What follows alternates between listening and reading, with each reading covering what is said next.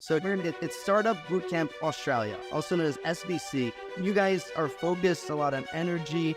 You guys are focused. You guys have a few different areas of focus, and also some related to construction industry. What got you into these spaces? We have the largest non-building PV panels on houses in the world, right? We have like 3 million houses with solar panels on them. People don't know this really well, but Australia is definitely a very strong hub of technology. There's been a lot of really great tech companies coming out of Australia. To be thinking about, really highly energy efficient housing. There's an innovative spirit in Australia, for sure. All right, spin.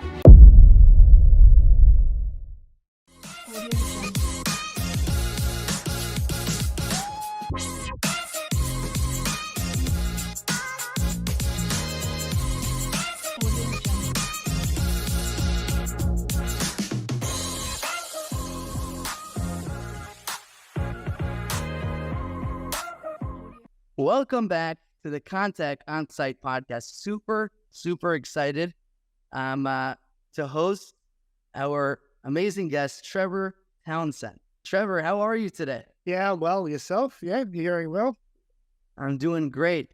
So Trevor is the CEO and co-founder of Startup Bootcamp Australia, also known as SBC. He's passionate about business and technology, and as an entrepreneur, loves to help bring new ideas to life. Trevor is an experienced angel investor with a specific interest in technology investments, especially the early stage companies. His diverse background includes industry experience in finance at the National Australia Bank, as well as telco in Hong Kong at PCCW. Trevor is also chairman of Maxonic, a leading digital health tech company, and a Street Pricer, a leading e-commerce company. At Startup Bootcamp, he's been dedicated to establishing innovation programs that can help solve some of the world's biggest problems, the big topics that shape our future, including energy, climate change, and sustainability, health, and well-being. This is super exciting. So happy to have you on. Trevor, thanks for joining us. So happy to be here. Yeah, so good to see you. And thanks for having me on the podcast. Yeah. I'm really excited because, first of all, I don't think we've had yet a guest from Australia. So it's a lot of fun. We got all the way to Australia. That's exciting. That's great. I mean, we're a long way away. We're the other side of the world for most people. Yeah, it takes a long time to get here, but I've been to Israel twice. Yeah, and it's a great startup scene there. So quite exciting. To visit your country, but here in Australia, we've got some interesting and unique advantages, being like an island nation. Yep, where with a large landmass, which creates a lot of kind of interesting needs and innovations that come out of that. Yeah, if we go way back, that's all the way back to inventing Wi-Fi come out of Australia. So. Some great innovations have come out of this country over the years. And one of the things that we're leading in these days is the green energy revolution and renewables and so forth. And that's an area that we're super passionate in. Yeah. So people don't know this really well, but Australia is definitely a very strong hub of technology. There's been a lot of really great tech companies coming out of Australia. I think there's an innovative spirit in Australia, for sure. Right? And it's also, there's a warm culture also. Australia's an amazing place. But given we're not here to promote the Australian tourism market, even though we do encourage people to visit the island, we'll jump right into really what the amazing work you guys are doing. So it's Startup Bootcamp Australia, also known as SBC, right? You guys are focused a lot on energy. You guys have a few different areas of focus, and also some related to construction industry. What got you into these spaces? There's such difficult spaces to enter. What got you passionate about it? What drove you guys to enter this, to invest in these spaces? Yeah, so let me just step back for a moment. Startup Bootcamp's a global brand. And it's kind of a federated model, and I own the business here with a couple of the original founders of Startup Bootcamp. And Startup Bootcamp's always been about helping entrepreneurs with their business in their early stage. So we specialize in helping pre-seed startups get their first check, get themselves moving, really refine their business model and their go-to-market and what they stand for. We down here in Australia, we look to align all the programs we run with the Sustainable Development Goals with impact. So we look at programs that both have a chance to create a unicorn because we're investors, but also have some positive impact of the world. So down here we focus in 4 areas: energy, and that's the whole decarbonisation, renewables, and so forth. And that's where the construction comes in largely. In fintech, we have a sustainable fintech program. In food tech, so looking particularly there around waste to value, sustainability, and so forth, as well as new sorts of food like new proteins and that. And then we do sports and entertainment, and that's a lot around that health and wellness side and so forth. But energy's been was our starting point here in Australia, and why? Because Australia's been going through this energy transition for quite some time. We have the largest number of PV panels on houses in the world, right? We had like 3 million houses with solar panels on them. We have smart meters across half the country, so they can be controlled remotely and so forth. And what this allows for is in terms of construction, allows to be thinking about, really highly energy efficient housing.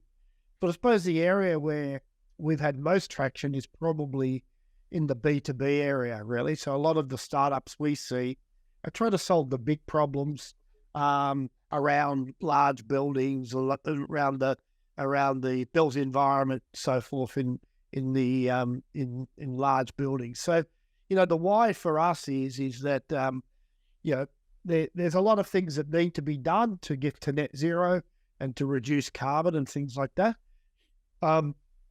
And startups are a great way of just pushing the envelope, generating something new, which then just improves things, maybe a little bit, maybe a lot. But that creates a kind of new, investment, and it can make those sectors more efficient, more sustainable, and more technology advanced. We want to have a lasting impact, by supporting startups that can reshape industries. Yeah. So and that's really inspiring, because I think that a lot of people, especially when entering the tech space, and I think this is also like an indicator why we're seeing so many investments, right, in enterprise software or these different areas, which are, I would say, they've been very good at yielding profits, right? But at the same time, some mega industries like energy, like construction, like agriculture, these relatively highly impact areas of energy that have kind of been left kind of behind in terms of the focus of the investment, the venture capital funds and most investors. So I find that to be very inspiring, and the impact, the mission is what I think is in common with a lot of companies and funds that enter this space. And we know that it doesn't come without any challenges, right? So kind of, I'd say one of the, we even skipped this part, and I'd love to also learn more about you. Maybe you could tell us a bit more about yourself as well. Because you have an amazing background. Look, I started off as a technologist, so I started off, programming and doing what's now called DevOps, which at a bank, National Australia Bank, and the claim to fame there was the team that I was on. We helped digitize all the trading rooms globally. So we moved them from green screen technology, like the old TV kind of technology they used to use in trading rooms, onto digital technology. And I went from there to join a software company in the US, a firm called Timco. And I started there by running Asia for them, And that meant I had a laptop on my kitchen table, really. We built that up to a huge business. Tipco floated on NASDAQ, did really well. We went through the dot-com boom. We got through that okay, come out the other side. Business built up a couple of $1 billion and ended up by getting bought by private equity. I exited Tipco a couple of years after the IPO and then did some consulting. So I built a consulting company of about 70 people and then sold that to a listed firm called SMS Management and Technologies.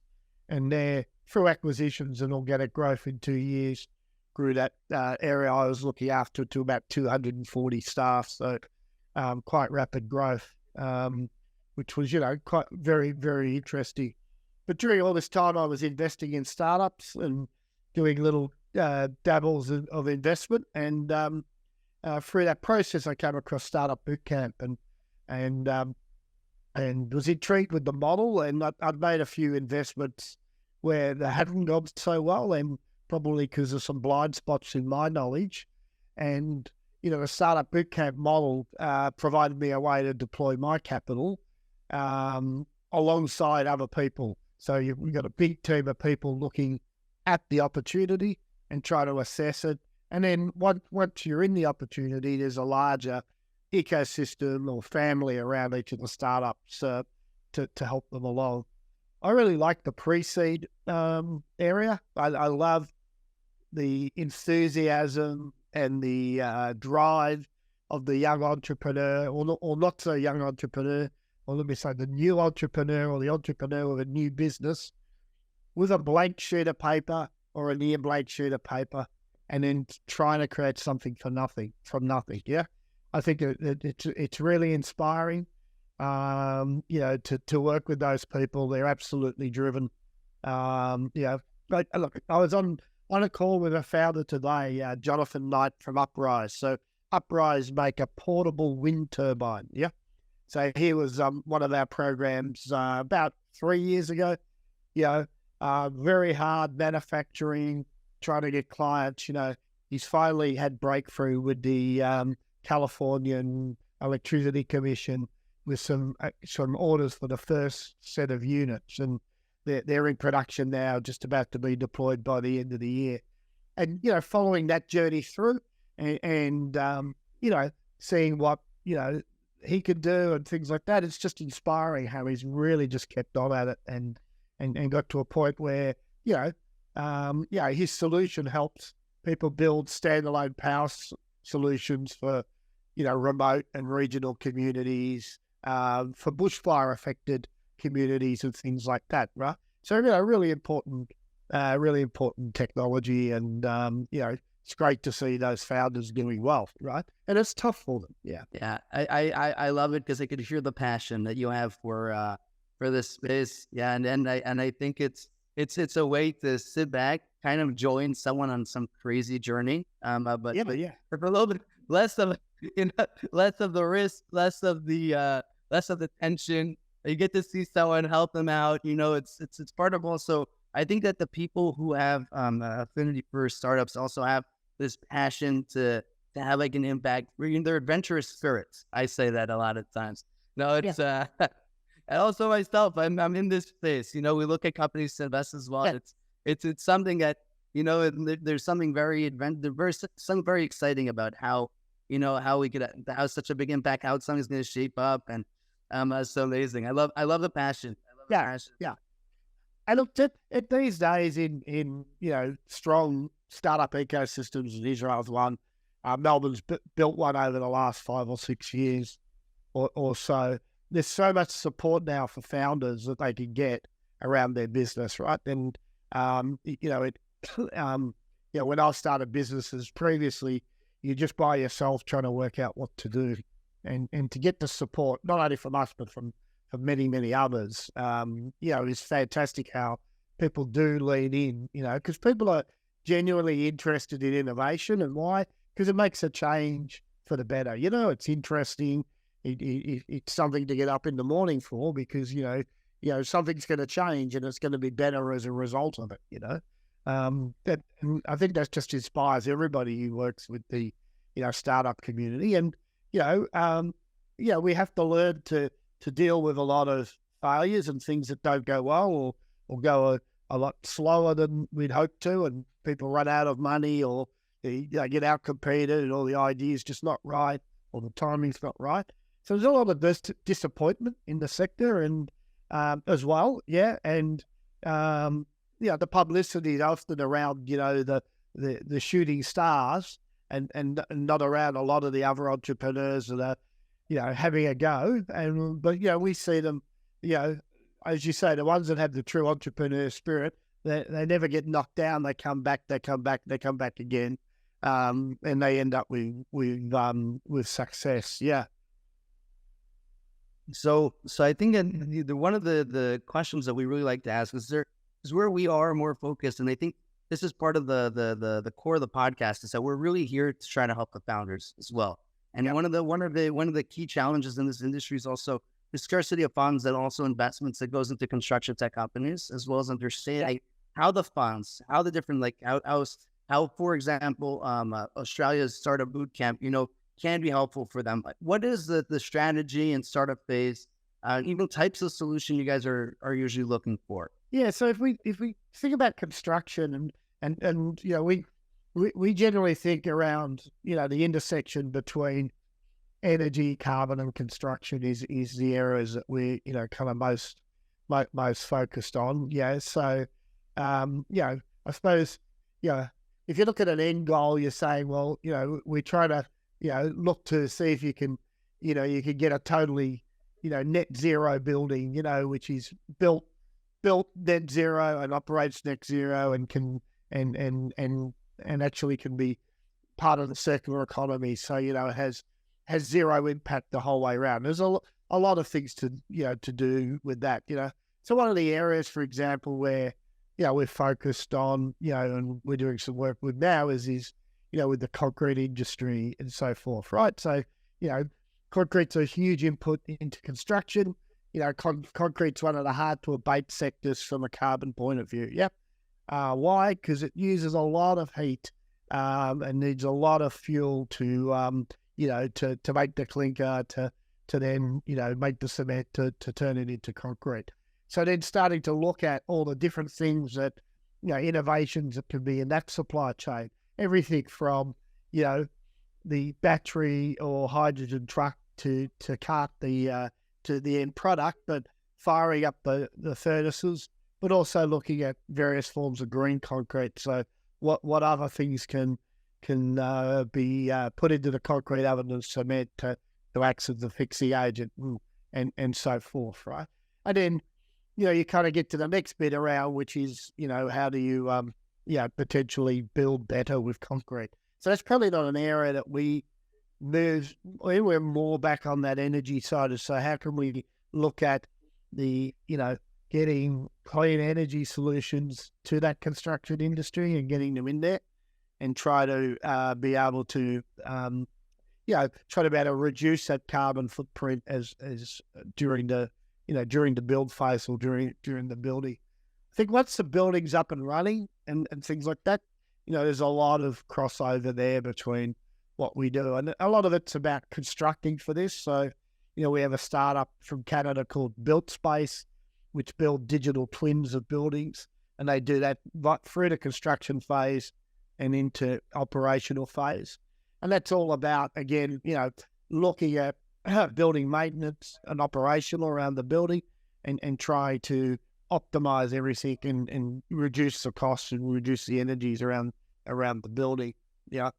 We've got other startups that we've invested in the built space in terms of energy efficiency. A company called Exemplar out of India, for example, which looks at reading all the energy analytics around all the power that's used within a building, whether or not it's a HVAC area or the other pumps and lighting and things in the building.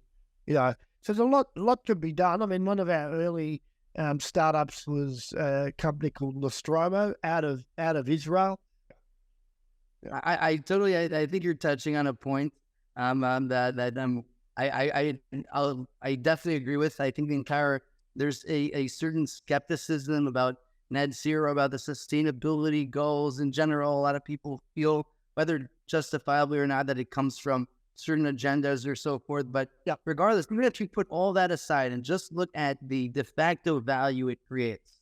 And just in terms of, what's bad about having a more efficient building in terms of energy? Just a win. Yeah. Right? It's straight out a win.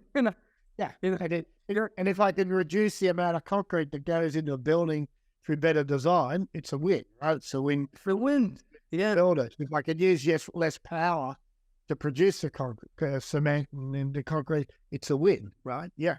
So it's a win along the time, and then you're taking costs out of the chain. You're not having to deal with waste. Getting rid of waste, and if you get the circular economy thing. So yeah, there's plenty of wins. Yeah, we just have to get the right mindset that it's not a zero-sum game. It's a 1 + 1 is 3 game that we ought to be playing, and a mindset, a growth mindset, a view of abundance is what can drive the right kind of solutions to come out. Yeah. I'm totally, I very much agree. And I think it's also, we're having to wrap up. I'd love to continue this conversation for another long time. But what is your words of inspiration for founders and investors interested in the construction tech space or the energy tech space? Yeah, well, look, I think, as you mentioned before, construction is a big producer or user of carbon and things like that. So I think, thinking, all the things we've said about that is thinking about impact, but also thinking about efficiency and so forth. But staying committed to their vision, is key, right? So how do you do that? Well, you're going to be resilient in face of the challenges. You're going to build strong networks within the industry. You've got to, network and learn from other failures and stay adaptable. I think is the key. The people do back people, and that if you're a founder that's passionate about what you're doing, you will find a coalition of the willing to help you. Along the way. So if you can keep true to your vision and your mission and why you're doing it, the world will become how you want it to be, because you'll inspire others to follow you, and that would be my 2 cents. Yeah. I love it. The words of encouragement. Founders, if you're there, you're listening, stay true to your dream, and then be surrounded by people that you're inspired by, you can inspire. So I want to say thank you, Trevor. It's a real pleasure. I love this conversation, and I found it to be very insightful, especially, your mission and drive to make the world a better place is inspiring and humbling. So I want to thank you for sharing that. I hope I got some of it. I hope it rubbed off on me. And I want to really thank you for joining us. Well, thank you very much for having me here today. It's my pleasure. Thank you. Thanks for tuning in to today's episode, where we delved into the crucial topics of energy conservation and sustainable development with Trever Townsend. We explored innovative solutions and actionable strategies to create a more sustainable future for generations to come. If you're passionate about making a difference and want to hear more insightful discussions like this, just ping us. Don't forget to hit the like, share, subscribe, and comment to support our mission. Together, we can pave the way towards a greener, more sustainable world.